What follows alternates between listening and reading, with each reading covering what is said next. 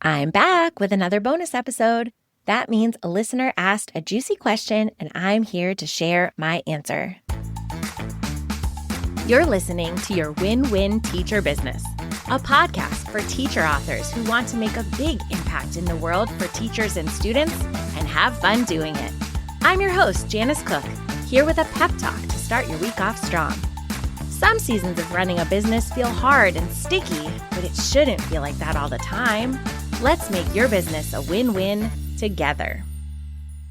Today's question said, give me all your time management tips.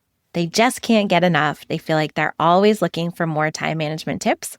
And I could probably have a whole podcast just about time management, but no one has time for that today. So I pulled out my 4 favorite time management tips, and I hope they are helpful for you. Time management tip number 1 is to reduce the time it takes to make a decision. So one decision I need to make as a teacher business owner who serves other businesses is I need to understand that I can't solve every problem for every business owner. There are times where I will be the best person to solve that problem and do a task. And there will be times where the best way I can help someone is by introducing them to someone else and playing matchmaker and recommending someone I trust to solve that problem for them. So I think very intentionally about my offer suite and the problems that I'm willing and able to solve for others. So when someone comes to me and says, hey, can you help me with X? I can look at my offer menu really quickly and say, yes, that's something I can help you with, or no, that's not. I'm not the best person for that job. Similarly, I've talked before about my cardstock calendar that I keep above my desk where I visually show my client capacity within each of those offers. And if someone comes to me and they say, I have a new podcast on my heart, can you help me with that?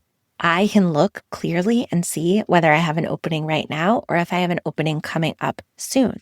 If someone says, I just need someone to edit my show, I already have my podcast concept out there, the tech's all connected, but I just can't handle the editing anymore. I can look at that part of my offer suite and see when my next available opening is to support someone in that way. Same with the VIP week. VIP week clients are my favorite, but they usually want their problem solved yesterday because it feels like their whole business and their whole world is on fire. And I can only really provide them a big custom solution transformation if I put that task in the right place on my calendar so that I can show up and really have my full brain capacity available to make big moves in their business. So these little systems that I've put in place to visually show me what I'm doing each and every day, to visually show where I have space for in-person conversations and where I don't, by visually laying out my capacity and what I'm willing to say yes to and what my goals are in that year, every decision that comes my way, I can make very, very quickly because I know where to look to get the answer of yes, that's something I can do, or no, it's not. Yes, that shiny thing is related to my current goal. No, it's not. Yes, I have capacity for that. No, I don't. So when you're building tools, that's a big reason that you're building them, to reduce the amount of time it takes to make a decision.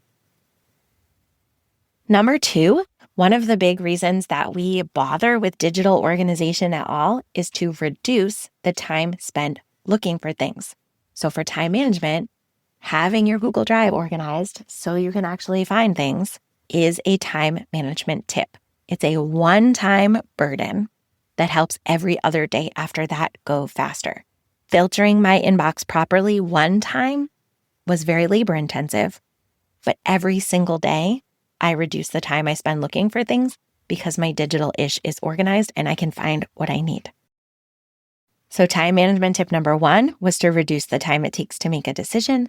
Time management number 2 is to reduce the time you spend looking for things.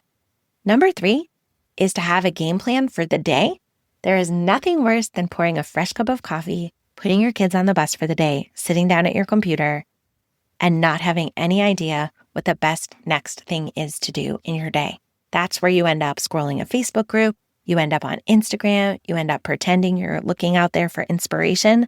Absolutely not. That precious, freshly caffeinated, quiet time that you have is your most valuable commodity as a CEO. And you need to have a game plan before you sit down at your desk to start the day. So whether you're writing that on the paper calendar that hangs above your computer, whether you're having one focused Post-it note on the 50-yard line waiting for you at your desk on your keyboard when you come back, whether your Asana task of the day calendar bosses you around in the morning like mine does by telling you exactly what the game plan is for the day, you have to have a plan. Your first task for the day cannot be to make a decision from the menu of all the things you could possibly do in the universe of digital business. You can't start your day with a big decision. You have to sit down with a plan already in place. And time management tip number 4 is to recognize things that are sucking your time and take action. So for example, if editing your podcast episode takes you an entire day, if you speak an 8-minute episode into the microphone and then sink your entire 2 hours of nap time editing it, that was not a great use of your CEO time, because it's possible that you could pass that to someone who edits podcasts every day and has a really good refined workflow, and they could do it in a third of the time that it's taking you.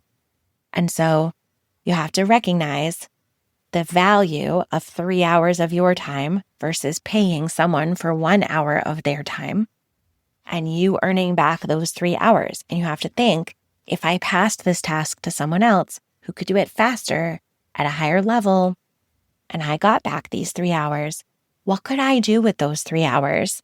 What could I turn them into? Could I make a product that I'm going to share with my giant email list that's going to immediately sell and make way more money in those 3 hours than what I paid someone else to do that task for me? So there are tasks that we could do ourselves in our business. I'm sure I could have learned how to make a website, but passing it to someone who does that all day was a much better use of my CEO time, because that's not a task that I need to learn how to do just to make one website. Me sinking the time to learn how to do that task doesn't make any sense if I'm only going to do it once. So I've paid people inside my business to set things up for me one time. That's a win each and every time. And I've also identified problems in my business, tech stacks that aren't working for me, places that I'm ignoring in my business because they obviously aren't aligned and set up for success to meet my goals.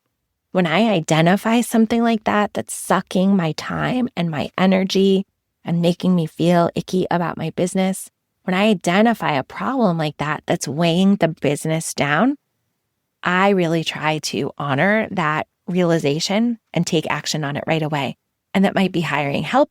It might be cutting a tech tool from my stack and replacing it with a different one. It might be learning how to clean up and optimize something so that I can use the tool I have more effectively. It might mean a coffee chat or a strategy call with someone to be like, how are other people doing this? I don't feel like I'm doing this in the most efficient way. There's probably a better way out there. And me spending an hour today to be humble and learn what that is could save me hundreds of hours down the line. So the 4 big time management tips that I have to share today are to reduce the time it takes to make a decision, reduce the time you spend looking for things, have a game plan before you start your work block, and recognize a time suck and be brave enough to take action to fix it. Do you have a teacher business question that you're hoping to hear answered on the podcast? I'll leave a link for you in the show notes if you do. Thanks for listening. Thanks for making this podcast a part of your day. I'd love to help you find clarity with your next step in business. Go to cookfamilyresources.com/hiring-guide. I'll also leave that link in the show notes for you. This guide is packed with good news for those days when you feel like you can't possibly do it all. It might be time for you to invest in paid support, but the truth is there are a lot of free steps to explore first. After you dive into that guide, I'll be in your inbox every Monday morning with more actionable tips to help you enjoy running your business again. See you in the next episode.